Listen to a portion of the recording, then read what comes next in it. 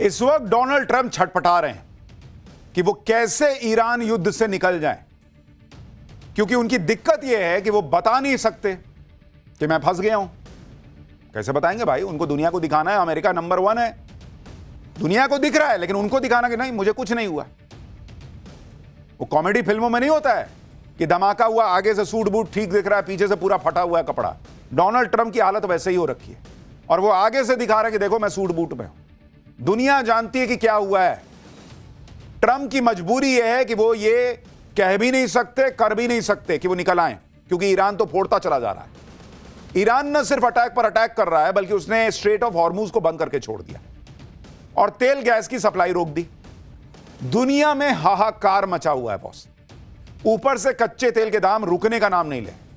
Trump कितनी भी कोशिश कर रहे हैं, कच्चे तेल का दाम कम नहीं हो रहा है। प्रेशर कम करने के लिए ट्रंप 2 कामों में लगे हैं। एक तो स्ट्रेट ऑफ हॉर्मूज का रास्ता खुल जाए, दूसरा कच्चे तेल के दाम कम हो जाए। अगर ट्रंप अपने ये दोनों टारगेट हासिल कर लेते हैं तो उन्हें युद्ध से निकलने का कुछ टाइम मिल जाएगा, कुछ प्रेशर कम होगा उन पर। लेकिन ईरान जानबूझकर ये दोनों नहीं होने दे रहा, क्योंकि उसको पता है जैसे ही स्ट्रेट ऑफ हॉर्मूज खुल गया, लोगों तक तेल पहुंचने लग गया, दुनिया में तेल पहुंचने लग गया, तो जो दुनिया अभी थोड़ी बहुत उसकी बात सुन भी रही है, वो भी सुनना बंद कर देगी। ऐसी स्थिति में ट्रंप वही कर रहे हैं जो वो अक्सर करते हैं, माहौल बनाओ, झूठ बोलो, लंबी लंबी फेंको। आप देखिए इधर युद्ध में अमेरिका संघर्ष कर रहा है और ट्रंप नाच के ये दिखा रहे हैं कि आई एम चिल, मुझे कुछ नहीं हो रहा। तुम्हारे देश पे आरोप है कि तुमने बच्चियों को मार दिया 160 स्कूल में बम मार के, तुम नाच रहे हो बॉस। दुनिया भर में लोगों का हलक सूखा जा रहा है कि मेरी नौकरी बचेगी या नहीं बचेगी, मेरे घर में खाना आएगा कि नहीं आएगा, मेरे घर में सिलेंडर तो नहीं खत्म हो जाएगा, मेरे देश की इकोनॉमी का क्या होगा, मेरे शेयर बाजार में लगे पैसे का क्या होगा, मेरे बच्चे की शादी कैसे होगी अगर सिलेंडर नहीं मिला, वहां पर खाना कैसे बनेगा। एक रैली में ट्रंप ने 13 सेकंड में 5 बार कहा कि वी वॉन। आप सुनिए ट्रंप कैसे ईरान पर जीत का दावा कर रहे हैं और साथ में यह भी देखिए कि ट्रंप की ऐसी छीछालेदर हो रखी है कि वो कह रहे हैं हम जीत गए, पीछे खड़ा एक समर्थक ताली नहीं बजा रहा है। देखिए जरा और सुनिए जरा। Let me tell you, we've won. You know, you never like to say too early you won. We won. We won the bet. In the first hour, it was over. But we won. But they gave me a list of names of generals. Sir, you can pick the name you'd like, sir. I said, the name of what? The name of the attack on Iran, sir. And they gave me like 20 names. And I'm like falling asleep. I didn't like any of them. Then I see Epic Fury. I said, I like that name. I like that name. यानी Trump के समर्थकों का जोश भी ठंडा पड़ गया है। वो भी सोच रहे हैं किस आदमी को चुन लिया। कहीं कहीं पे थोड़ी बहुत ताली भी बजाए तो उसमें वो जोश नहीं है जो पहले कभी हुआ करता था। ट्रंप कह रहे हैं कि पहले घंटे में युद्ध जीत गए थे। अगर यही सच है तो 13 दिन से वीडियो गेम चल रहा है। पहले घंटे में युद्ध जीत गए तो 13 दिन से वीडियो गेम खेल रहे हो। जब ट्रंप युद्ध जीत ही गए तो मिसाइल कौन बात की चल रही है, बम कौन बात का गिर रहा है, तेल के टैंकर कौन बात के फूट रहे हैं, रिफाइनरी में धमाका कौन बात का हो रहा है, ईरान को तबाह कर दूंगा कौन बात का कह रहे हैं आप, जब अगर आप पहले दिन में पहले घंटे में जीत गए थे। ट्रंप की बात की 2 कौड़ी की वैल्यू नहीं रह गई बॉस। और इसीलिए जब वो कहते हैं कि युद्ध हम जीत गए तब भी तेल की कीमत कम नहीं होती, क्योंकि कोई भरोसा नहीं कर पा रहा इस आदमी पर। ट्रंप कुछ भी कहते रहे, युद्ध रुकने वाला नहीं दिख रहा, क्योंकि आज पहली बार ईरान के नए सुप्रीम लीडर का पहला बयान सामने आ गया। इस बयान में ऐसी ऐसी बातें हैं जो ट्रंप के होश उड़ा देंगी। ईरान के सुप्रीम लीडर बनने के बाद कई दिनों बाद मुस्तफा खामनेई ने जो पहला बयान दिया है, उसमें मुस्तफा खामनेई ने कहा है कि हम शहीदों के खून का बदला लेने से पीछे नहीं हटेंगे। वो कह रहे हैं कि हॉर्मूज स्ट्रेट अभी बंद रहना चाहिए, शहीदों के खून का बदला लेने से पीछे नहीं हटेंगे, हॉर्मूज को रोकने या नियंत्रित करने की रणनीति पर भी काम जारी रहना चाहिए। अब से हमें इस इलाके में अमेरिकी बेस पर अपने हमलों पर फोकस करना जारी रखना होगा। यह आंदोलन इस्लामी क्रांति के मूल्यों का एक महत्वपूर्ण हिस्सा है। मुस्तफा खामनेई कह रहे हैं कि मैं सभी को भरोसा दिलाता हूं कि हम अपने शहीदों के खून का हिसाब लेना नहीं छोड़ेंगे। यह केवल क्रांति के महान नेता की शहादत का मामला नहीं है, बल्कि देश के हर व्यक्ति जो दुश्मन के हाथों शहीद होता है उसकी जिम्मेदारी भी इसी हिसाब में शामिल है। मुस्तफा खामनेई ने क्लियर कर दिया कि ईरान नहीं झुकेगा, न पीछे हटेगा। अब ये युद्ध कैसे खत्म होगा बॉस, ये सबसे बड़ा प्रश्न खड़ा हो गया है, क्योंकि ये युद्ध डोनाल्ड ट्रंप के नाचने से खत्म नहीं होगा। और यहां ईरान अपनी उंगली पे नचा रहा है अमेरिका को। मुस्तफा खामनेई का बयान ऐसे वक्त में आया है जब कई दिनों से सस्पेंस बना हुआ था कि मुस्तफा खामनेई सही सलामत है भी या नहीं। हमले के बाद से उन्हें सार्वजनिक तौर पर देखा नहीं गया, तो सस्पेंस बढ़ने लगा। ऐसे भी दावे थे कि अमेरिका के हमले में मुस्तफा खामनेई बुरी तरह घायल हो गए और कुछ बोलने तक की स्थिति में नहीं। लेकिन अब मुस्तफा खामनेई का बयान आने से ईरान की सेना को नया बूस्ट मिलेगा। मुस्तफा खामनेई ने दो बड़ी बातें कही, एक तो स्ट्रेट ऑफ हॉर्मुज बंद रहेगा और दूसरा यह कि अमेरिका के साथ देने वाले देशों पर हमले जारी रहेंगे। वो कह रहे हैं कि हमें जो नुकसान हो रहा है उसकी भरपाई भी दूसरे देशों से करेंगे। मुस्तफा खामनेई की ललकार ने डोनाल्ड ट्रंप के दावों का धुआं कर दिया, क्योंकि ट्रंप तो यही मॉल बना रहे थे कि ईरान खत्म है।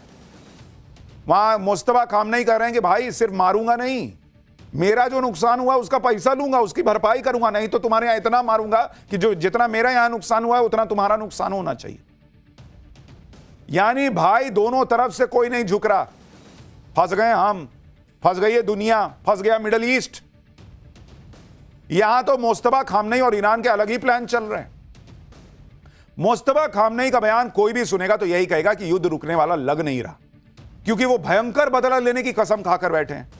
मुस्तफा खामनेई के बारे में यह भी ध्यान रखिए कि इसी युद्ध में मुस्तफा अपने पिता, पत्नी, बहन सब गवा चुके बॉस। यानी मुस्तफा के पास खोने को कुछ नहीं है और अब मुस्तफा खामनेई बदले की आग में धधक रहे हैं। खामनेई ने अपने परिवार को लेकर कहा कि मेरे पिता के अलावा जिनकी मृत्यु एक सार्वजनिक मुद्दा बन गई है, मेरी प्रिय और वफादार पत्नी जिनसे मुझे बहुत उम्मीदें थी, मेरी बहन जिसने अपने माता पिता की सेवा में अपना जीवन समर्पित कर दिया और अंत में अपने छोटे बच्चे के साथ शहीद हो गई, और मेरी दूसरी बहन के पति जो एक समझदार और नेक इंसान थे, ये सभी अब शहीदों के काफिले में शामिल हो गए। मुस्तफा खामनेई जिस बदले की बात कर रहे हैं, ईरान की सेना वही बदला ले रही है। भाई ईरान को दिख रहा है कि हम नहीं मारेंगे तो हम तो मर ही रहे हैं। अगर मारते रहे, अगर लड़ते रहे तो शायद दुनिया इसमें पिसेगी तो लोग आएंगे रोकने के लिए। इधर ट्रंप अमेरिका में जीत का दावा कर रहे थे, उधर ईरान ने समंदर में अमेरिका का ऑयल टैंक ही फोड़ दिया। आप तस्वीर देखिए, डोनाल्ड ट्रंप कह रहे हैं नाचते हुए कि हम जीत गए, ये जीत की निशानी है, तुम्हारा टैंक फोड़ दिया, टैंकर फोड़ दिया ईरान ने। ईरान ने दावा किया है कि अमेरिका के ऑयल टैंकर सफेसी विष्णु पर हमला किया उसने। अमेरिकी स्वामित्व वाले इस शिप का मार्शल आइलैंड के झंडे लगा। IRGC नेवी ने कहा कि पर्शियन गल्फ के उत्तर में यह जहाज था। जहाज को लगातार वार्निंग दी गई, जब वो नहीं माना तो उड़ा दिया। दावा है कि ईरान ने सुसाइड बोट से जहाज को उड़ाया है। सुसाइड ड्रोन तो सुने थे, लेकिन अब ये सुसाइड बोट क्या है भाई? ईरान ने ये कौन सा नया हथियार निकाल लिया, उसकी डिटेल भी आपको बताऊंगा। ईरान ने समंदर में कैसे अमेरिका के कमर्शियल जहाज को उड़ाया वो आपको बताता हूं। ईरान ने कामिकाज़े बोट से हमला किया, इसे सुसाइड बोट कहा जाता है। इस बोट पर बारूद लदा होता है और यह ऑटोमेटेड नाव है।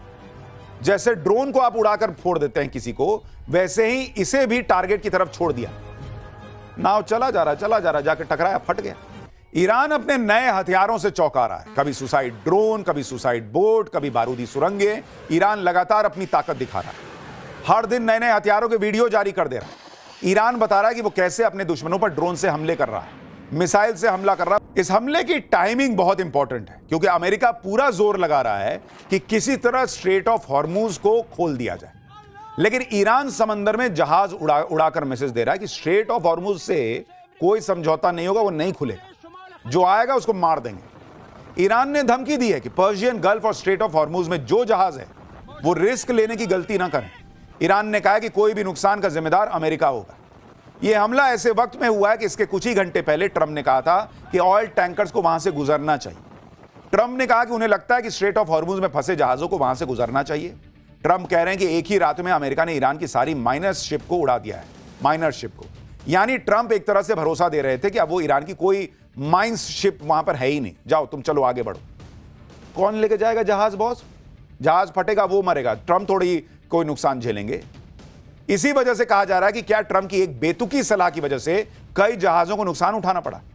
पहले 9 मार्च को डोनाल्ड ट्रंप ने कहा था कि इन जहाजों को स्ट्रेट ऑफ हॉर्मुज से गुजरना चाहिए, कुछ हिम्मत दिखानी चाहिए, डरने जैसी कोई बात ही नहीं है। ईरान के पास कोई नेवी नहीं है, हमने उनके सारे जहाज डुबो दिए। जो गए उनके साथ क्या हुआ देखिए। ट्रंप को इतना भरोसा है अपनी सेना पे तो खुद एक जहाज पर बैठे और स्ट्रेट ऑफ हॉर्मुज से गुजर के दिखा दें। लेकिन पिछले 24 से 36 घंटे में ईरान ने स्ट्रेट ऑफ हॉर्मुज और उसके आसपास के इलाके में जहाजों को उड़ाकर ट्रंप के दावे की हवा निकाल दी।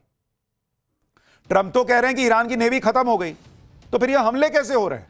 यही वजह है कि हम कह रहे हैं कि आज की तारीख में ट्रंप की बात पे कोई ढेले भर का भरोसा नहीं कर रहा। ट्रंप तो यह भी कह रहे हैं कि अगर स्ट्रेट ऑफ हॉर्मुज से तेल की आपूर्ति पर ईरान रोक लगाता है तो 20 गुना ज्यादा ताकत से हमला करेंगे। ईरान पैरों पर खड़ा नहीं हो पाएगा। लेकिन ईरान तो ट्रंप की धमकियों का लोड ही नहीं ले रहा। ट्रंप इस गलतफहमी में थे कि अमेरिका ने तो ईरान की माइन शिप को उड़ा दिया, अब तो कोई खतरा नहीं है। लेकिन ईरान ने पिछले 2 दिन में 6 शिप पर हमला करके बता दिया कि ईरान की नेवी की ताकत अभी खत्म नहीं हुई। दावा है कि पिछले 24 घंटे में ईरान ने 4 टेरिटोरियल वाटर्स में 5 हमले किए हैं। दावा है कि युद्ध शुरू होने से लेकर अब तक 19 कमर्शियल जहाजों को निशाना बनाया जा चुका है। और ईरान ये जानबूझ के कर रहा है, वो जानबूझ के तेल को निशाना बना रहा है ताकि दुनिया को इसकी आग जो है महसूस हो। और इसलिए ट्रंप ने स्ट्रेट ऑफ हॉर्मुज को अपने कब्जे में लेने की धमकी दी। ट्रंप ने मंगलवार को कहा कि वो स्ट्रेट ऑफ हॉर्मुज को अपने कंट्रोल में लेने पर विचार कर रहे हैं। लेकिन क्या अमेरिका के लिए स्ट्रेट ऑफ हॉर्मुज पर कब्जा करना इतना आसान है क्या? आज आपको यह भी बताता हूं। देखिए, स्ट्रेट ऑफ हॉर्मुज की चौड़ाई मात्र 33 किलोमीटर है। इतने पतले पैसेज को ईरान कई तरह से कंट्रोल करता है। हॉर्मुज रूट पर माइंस बिछाकर, फास्ट अटैकिंग बोट्स के जरिए, एंटी शिप मिसाइल से, सबमरीन और ड्रोन के जरिए। यानी इस पूरे इलाके में अमेरिका अपनी तगड़ी नेवी भी लेकर घुस सकता है, लेकिन उसे जंगी बेड़ों को नुकसान होने का बड़ा रिस्क होगा। इसलिए अमेरिका स्ट्रेट ऑफ हॉर्मुज के चक्रव्यूह में फंसना नहीं चाहता, क्योंकि इतना संकरा रास्ता है। माइंस बिछी है, 10 तरह का उसने तैयारी कर रखी है। वो जाओगे तो चक्रव्यूह में फंस जाओगे। आप यह भी देखिए कि समंदर में ईरान और अमेरिका की इस लड़ाई में कैसे भारतीयों की जान मुश्किल में फंस गई। अमेरिका के जिस शिप को ईरान ने उड़ाया उसमें एक भारतीय क्रू मेंबर की मौत हो गई है। दावा है कि इन जहाजों पर जो क्रू होता है उसमें 15% भारतीय होते हैं। यानी ईरान किसी भी जहाज को टारगेट करेगा तो भारतीयों को भी खतरा है। भारतीय की मौत पर विदेश मंत्रालय ने दुख जताया है। भारत ने अपील की है कि कमर्शियल शिप को टारगेट मत करो बॉस। स्ट्रेट ऑफ हॉर्मुज में करीब 150 जहाज फंसे हुए हैं, जिस वजह से गैस और कच्चे तेल की कमी हो गई। और इस कमी को पूरा करने के लिए अब ऑयल रिजर्व का इस्तेमाल किया जा रहा है ताकि तेल के दाम कम हो जाए। इंटरनेशनल एनर्जी एजेंसी यानी IEA का 400 मिलियन बैरल रिजर्व के इस्तेमाल को मंजूरी देना एक बड़ी घटना है। IEA यानी इंटरनेशनल एनर्जी एजेंसी कह रही है कि इस युद्ध की वजह से ग्लोबल ऑयल मार्केट की सप्लाई में इतिहास में सबसे बड़ी रुकावट आ रही है। इससे पहले साल 2022 में जब रूस ने यूक्रेन पर हमला किया था तो 182 मिलियन बैरल ऑयल रिजर्व जारी किया गया था। दूसरी तरफ अमेरिका भी 172 मिलियन बैरल ऑयल रिजर्व का इस्तेमाल करेगा। जब मार्केट में यह खबर आई कि तब ब्रेंट क्रूड ऑयल $90 प्रति बैरल पर था। एक्सपर्ट्स ने कहा कि इस रिकॉर्ड रिजर्व से मार्केट में पैनिक कम होगा। जो रिजर्व इस्तेमाल किया जाएगा वो कच्चे तेल के 4 दिन के कुल ग्लोबल प्रोडक्शन के बराबर है। यह रिजर्व गल्फ से गुजरने वाले क्रूड के 16 दिन को कवर कर सकता है। यानी अगले 2 हफ्ते के लिए कुछ राहत मिल सकती है। ट्रंप भी दावा कर रहे हैं कि अब तो तेल के दाम कम हो जाएंगे, लेकिन हो क्या रहा है वो आपको आगे बताऊंगा, पहले सुनिए उनको। Which will substantially reduce the oil prices as we end this threat to America and this threat to the world. We don't want to leave early, do we? We got to finish the job, right? Over the past 11 days, our military has virtually destroyed Iran. It's a tough country. Oil reserve जारी होने का फैसला हो गया, Trump ने भी ऐलान कर दिया। लेकिन ऐसा लग रहा है कि अब ट्रंप के शब्दों की कोई कीमत ही नहीं रह गई, क्योंकि तेल के दाम कम नहीं हुए। आज कच्चे तेल के दाम $100 के पार चले गए बॉस। यानी डोनाल्ड ट्रंप पे मार्केट को भी भरोसा नहीं रह गया है, और मार्केट को भी लग रहा है कि युद्ध जल्दी खत्म नहीं होगा। इसलिए कच्चे तेल की कीमत जो घट के 90 पर आई थी वो फिर 100 के पार चली गई है। स्ट्रेट ऑफ हॉर्मुज में सिर्फ 12 दिनों की बंदी से पूरी दुनिया तेल के लिए बाप बाप कर रही है, और इसका असर अमेरिका पर भी पड़ रहा है। ज्यादातर पोल्स में अमेरिकी जनता युद्ध को नकार रही है। युद्ध के बीच ट्रंप की रेटिंग लगातार गिर रही है।